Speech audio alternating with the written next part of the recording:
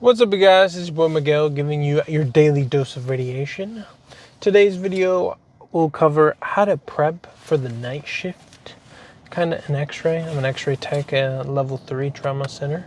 So what I mean by that is when you work somewhere for several months, it can even be weeks. It doesn't even have to be that long. You'll kind of gauge between the nurses and the doctors and kind of the workflow, how stuff is. So you can kind of, and most of the time they don't even know this, but you can kind of like get a game plan because there's only 2 of us at night. Like for instance, let me give you a little game plan. If I come in and I know that it's like there's certain doctors that he orders stuff very slowly. Patients will be waiting for a very long time. There's a different game plan compared to certain doctors that will order a bunch of stuff prior to seeing said patients. And then depending on which one of those 2 you have, then you go into thinking, okay, what rotation of nurses do we have? This is kind of like the high-end thinking that later on in time to maximize the button pushing. Because certain nurses will do stuff differently compared to other nurses. Certain nurses, they get in there, they evaluate their patients, they do this, they do that, they do blood work. Other ones, they'll kind of like, as they're doing evaluations, they do blood work. And then there are other ones that just evaluate and then go check on other patient, evaluate, and then come back and blood work. So you can kind of work around the ones who, like, you can tell who does what one way. So you know if they're in there, you can quickly do your little 30 seconds X-ray, come back out, and kind of boom, boom, boom, boom, knock all your stuff out quickly. And then you have other nurses that when they're in there, nah, you might as well just keep it pushing. Keep it, like, go to the next one, because they take a really long time with their patients, very thorough, very detailed notes, which, I mean, it's not bad or nothing.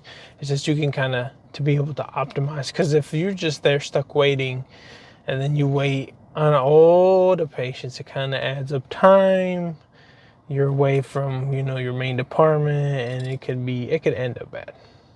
So that's one way of prepping. Other time, you can even prep the room. If I know, like, for instance, it's an old school doc, most of them like 2-view chest, I can already know, well, let me already have one room already designated to kind of the 2-view chest. Or they order a bunch of spine and C-spines and all that. Let me, get kind of situated over there. And then certain of the older docs will like to make CDs for a bunch of their patients. So I kind of already know, okay, let me make sure I have certain CDs. And then even keep up gastrographing.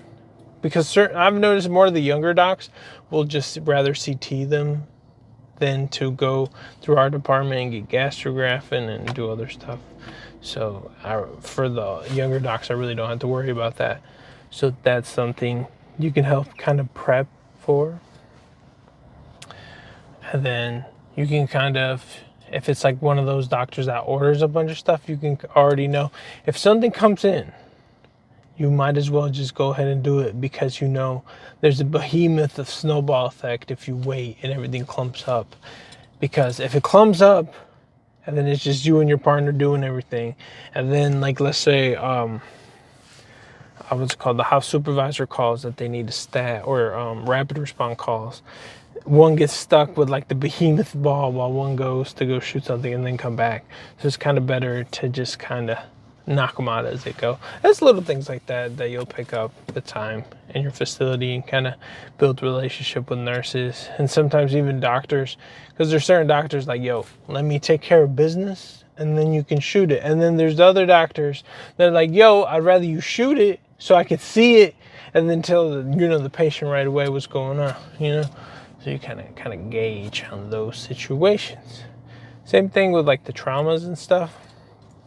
Depending what kind of trauma, you can already gauge, especially who the crew of nurses are holding down the trauma room. You can kind of gauge if you can go in there and quickly do your stuff and keep pushing, or it's going to be one of those you might as well come back another 10-15 minutes because they're going to be doing a bunch of their stuff, and you might just you'd rather just go knock something else quick out and then come back. Unless it's like trauma 1, or like you see the patient and like their stuff is like you for sure know it's broken, like in your head, you might as well wait there. Like something like life or death stuff, like it's pretty sure you should just stay there. Usually trauma 1 or 2 level. It's kind of where we're there. Or older patients, when they fall, you can kind of tell as they're coming in on the stretcher if like their foot's like one's like straight and the other was like you already know like that one for sure is most likely broken type or a fractured type thing. Like it's little things like that over time you kind of develop. And yeah, I hope this knowledge is informational to y'all. As once again, I don't get nothing out of this. I just try to give back to the community, and hope y'all enjoy the knowledge. And I'll cover very niche subjects too. I mean, as a student, I would always be curious about some of these stuff, and there's really not that many videos on niche stuff. So I'll just keep on doing it to educate y'all. And yeah, it's been your boy Miguel. See ya on the next one.